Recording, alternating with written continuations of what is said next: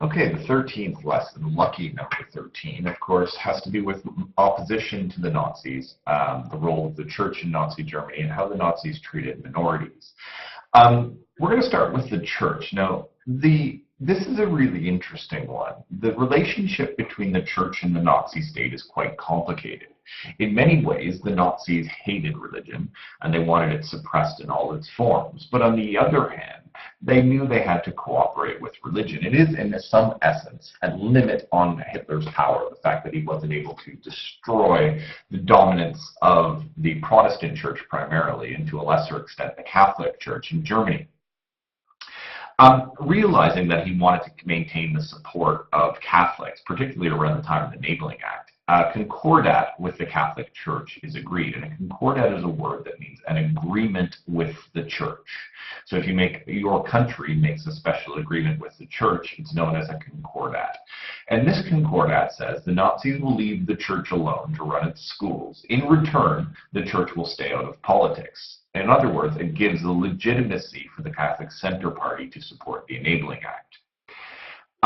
With the Protestant churches, Hitler will try and merge all of the various Protestant wings. Okay, you'll have Lutheranism, Methodism, Baptism, and just straight High Church Anglican into what he calls the official Reich Church.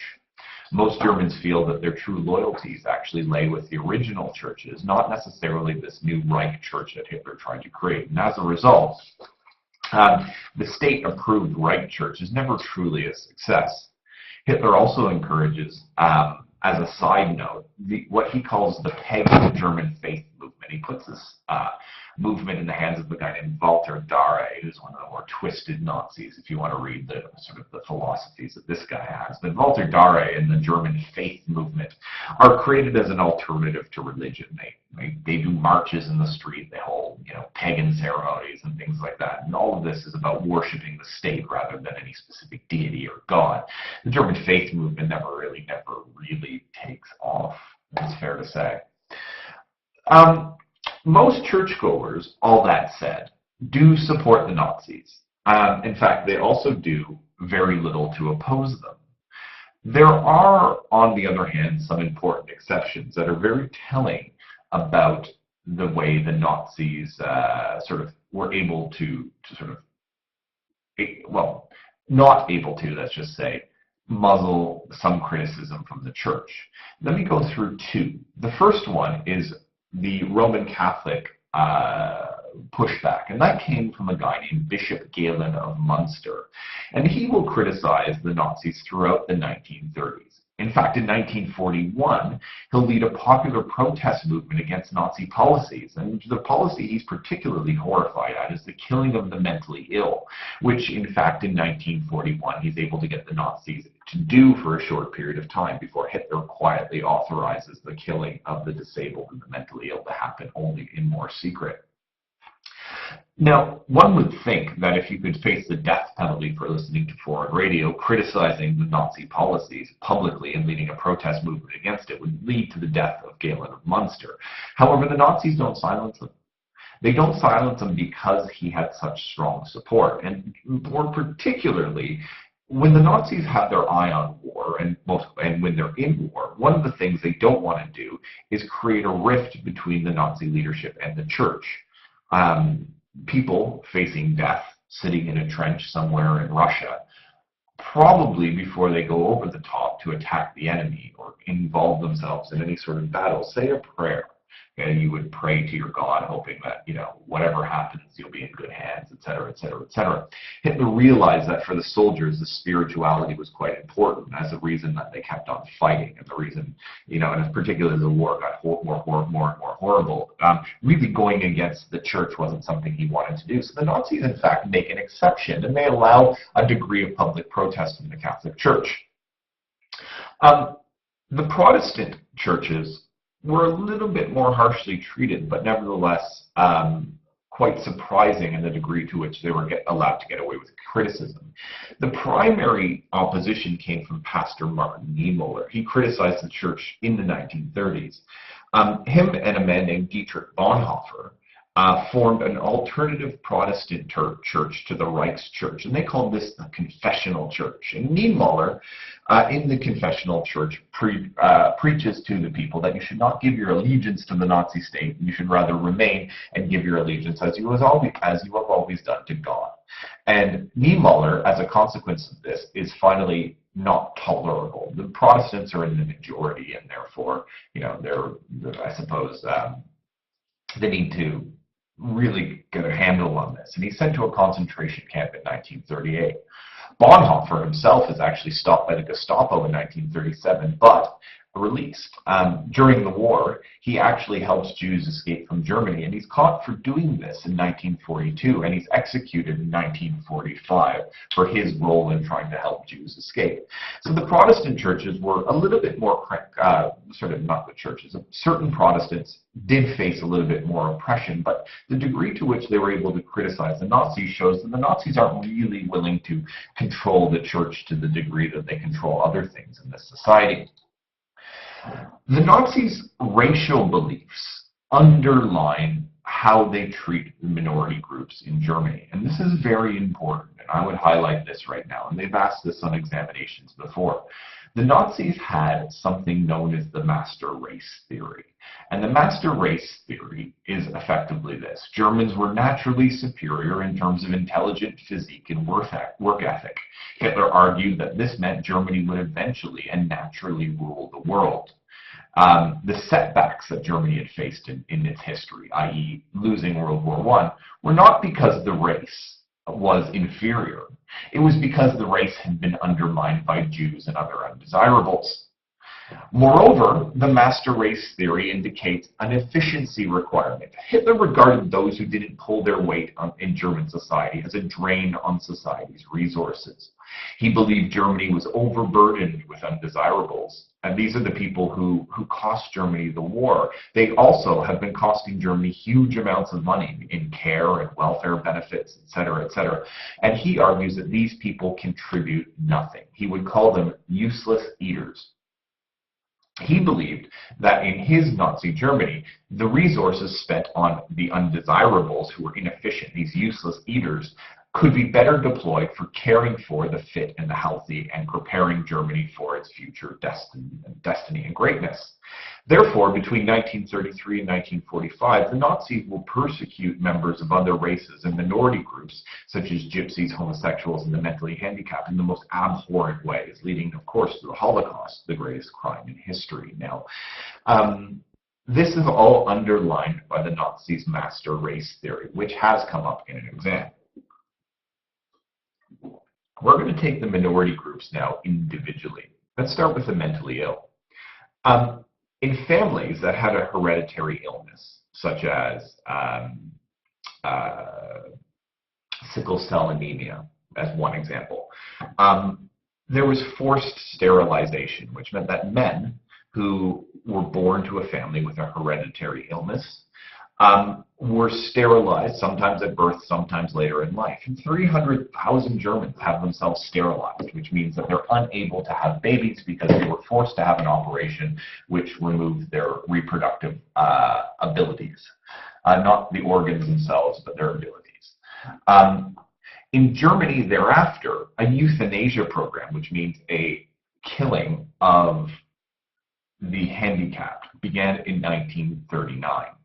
At least 5,000 mentally handicapped people are killed in 1939 alone through lethal injection or starvation in mental hospitals. Between 1939 and 1941, the Nazis will step up the killing of the mentally ill in a program known as Action T4. Okay, action meaning the action of the group, and T4 actually, interestingly enough, referring to the office of the euthanasia program, which was at Tiergartenstrasse, which is a major thoroughfare in central Berlin, number 4. And Action T4 authorizes the killing of 72,000 mentally ill patients. And most of these people were gassed before the public outcry, largely led by Bishop Galen, as aforementioned, ended the extermination, at least for a short period of time.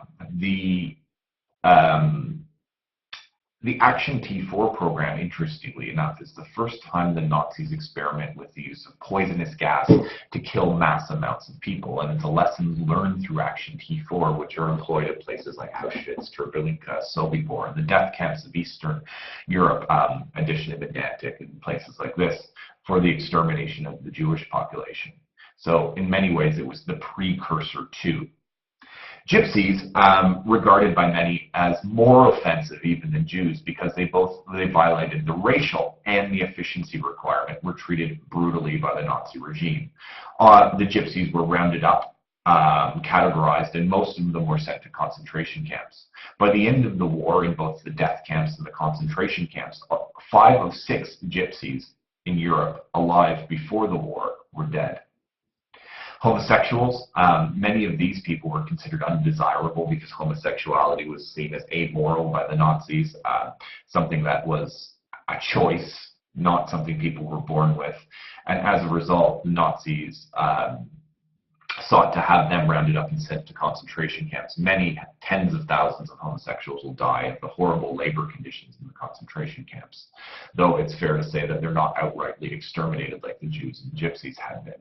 They did effectively face extermination through the conditions of their incarceration in the concentration camps. The Jews, as we know, and we'll talk about in greater detail in later lessons, faced probably the most pointed and horrible treatment under the Nazis. And the Nazis were able to separate the Jews from the Aryans almost from the get-go through a number of ways. In 1933, initially, the Nazis organized a boycott of Jewish shops and businesses. This is followed by anti-Jewish articles in the press. A lot of media concentrated on them by Joseph Goebbels. Signs are put around the cities saying Jews not wanted, Jews not allowed to shop here, Jews not part of German society, in an effort to try and make them leave. Jews are also purged from the government and different areas of employment. Jews were not permitted to become doctors or lawyers or work in any cultural enterprise whatsoever. In 1935, the Nazis start to codify the anti-Jewish policy into law. The most well-known of these were the Nuremberg laws, which denied German citizenship to Jews. It prohibited sexual contact between Jews and non-Jews. It prevented Jews from marrying non-Jews. In November 1938, the Nazis step up after a brief interlude for the Berlin Olympics in 1936, their persecution of the Jews with what's known as Kristallnacht, or Night of the Broken Glass. Jews will suffer attacks on their synagogues, shops, and houses carried out by SA men posing as ordinary Germans. After Kristallnacht, the Jews are forbidden to own shops, engage in trade. They're forbidden to attend German schools, and they're banned from all private recreational venues like theater and concert halls. In addition to this, the Jews have most of their businesses seized, and the Jewish population of Germany is slapped with a bill in the tens of millions of marks for the cleanup of the damage caused by the SA of their things for Kristallnacht. In response by all of this, by 1939, 550,000 German Jews left Germany and Austria, going to places like Britain, who accepted about 130,000 Jews, America, Canada, where else? Unfortunately for many Jews, the answer was, let's go to the neighboring countries of the Netherlands, such as the story of Anne Frank, or France, only to be caught in the dragnet of the Nazi invasions in 1940 and to suffer the same fate of the German Jews who remained, that is, to be sent to places like Auschwitz to be ultimately exterminated. A couple of pictures here of Kristallnacht to give you the idea of what type of destruction we're talking about here.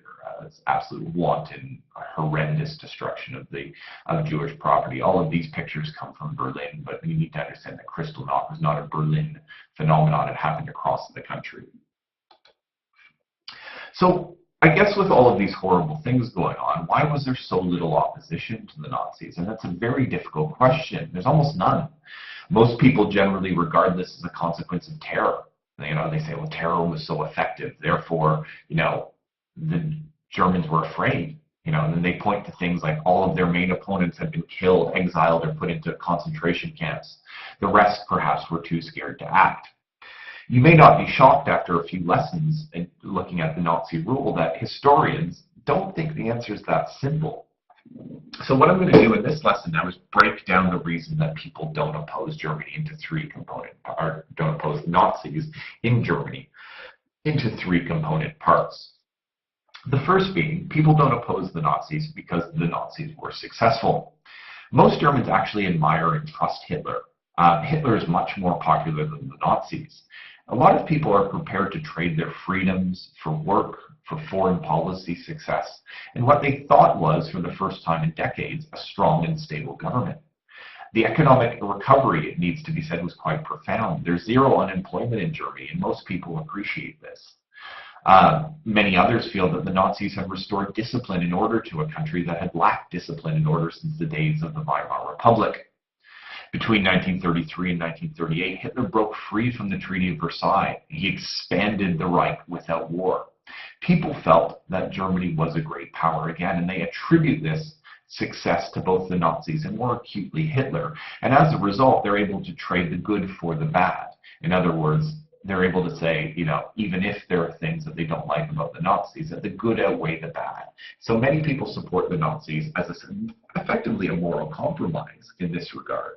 And that's an interesting point I can bring up in a later lesson. There are also economic fears. The Depression had been pretty traumatizing. You got to remember, when things started to improve under the Nazis' popularity benefited from that. People, it's fair to say, wouldn't speak out for fear of losing their jobs. Don't forget that the Nazis create the German Workers' Front, which is their own trade union.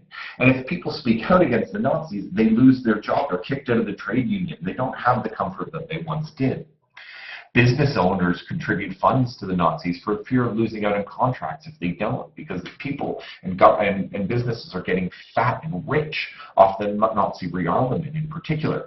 And not only that, life in Nazi Germany was quite comfortable. Most people went along with it. The Nazis provided Germans through this Strength Through Joy program that they had through the German Workers' Front, with vacations when many hadn't ever left the country before. They would go to beach resorts or take Nazi-themed cruises, and they didn't have to pay for this. And, so most Nazis, or most people, accepted Nazi rule and Hitler with the sort of mantra of keep your head down. Okay. It was actually probably one of the most popular sayings in Nazi Germany, and it becomes a national obsession. Just keep your head down and get on with it. Things will be fine. Let's not worry about the bad stuff because it could be worse. We had things bad. Now things are better, so just keep your head down and move forward. The third and last reason that needs to be considered, apart from terror, of course, is propaganda. We talked about this last lesson. Germans were kept unaware of the bad things that were happening or the problems that the regime was facing. Of course, Goebbels controlled all of mass media, so any sort of bad news would be given a pro-Nazi slant. It also maintained the image of Hitler, and personal support for Hitler remains high through 1944. Even when it's obvious the Germans are losing the war, the cities are getting bombed every day from 1942 to 1945. The death toll is rising. People realize that the war probably isn't going well, but nevertheless, propaganda maintains this image of the cause of the Fuhrer, and people truly believe that Hitler will find a way out of this. Even when people learn of the things that they don't like, for instance, even the euthanasia program, they often can't even believe that Hitler is responsible. In fact, the euthanasia program is blamed on the Nazis, not Hitler himself.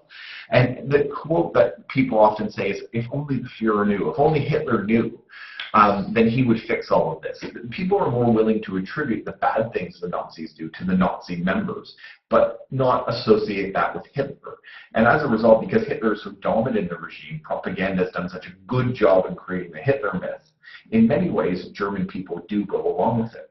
Most believe in Hitler to the end. Even when the war is lost and daily bombing raids on their hometowns, people still believe Hitler will find a way. So quite apart from terror, historians are now presenting a more complex picture of why people do the things they do, why they tolerated having their friends and Jewish neighbors being sent away or treated so harshly. They did it out of a combination of reasons: self-interest, belief in Hitler, Nazi success, because it was better than the Weimar Republic. All of these things need to be considered as the counter-arguments, of course, in any argument on why, or any question rather, on why the Nazi regime was able to maintain control over its people.